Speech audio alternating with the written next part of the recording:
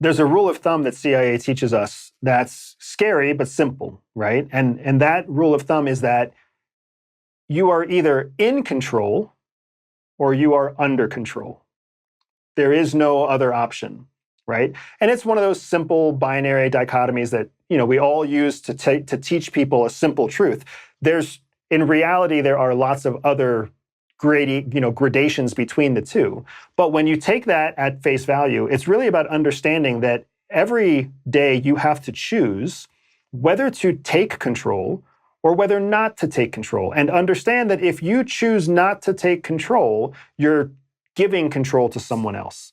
And when you talk about influence, Jonathan, it's a perfect example because you hear people talk about influence all the time.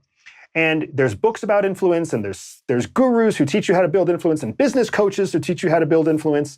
And you also hear the word persuasion. And there's YouTube videos about persuasion, and there's TikTok videos about persuasion.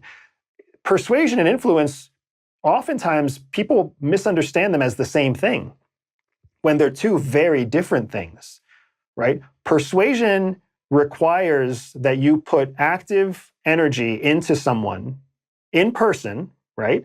And that you were using emotional ploys to persuade their way of thinking. Influence happens when you are not with somebody, but they are still recalling your knowledge or your belief or your ideas. Or your lies. Or your lies, exactly, Em. So persuasion comes before influence. And you have to invest in mastering persuasion if you ever want to be a person of influence.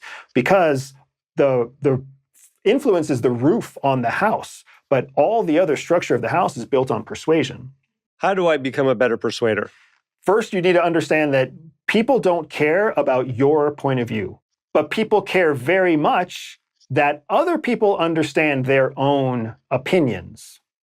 So if you want to build persuasion, if you want to be persuasive, you have to learn how to understand and identify what other people value and then demonstrate back to them their own values.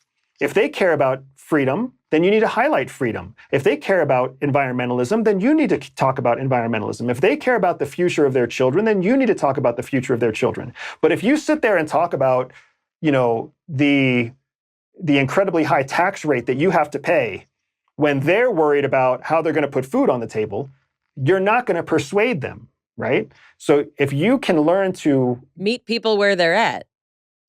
Correct. It's something that we call perspective. If you can gain perspective and let go of your own perceptions, then you have a real opportunity to build persuasive appeal, which will turn into long-term influence.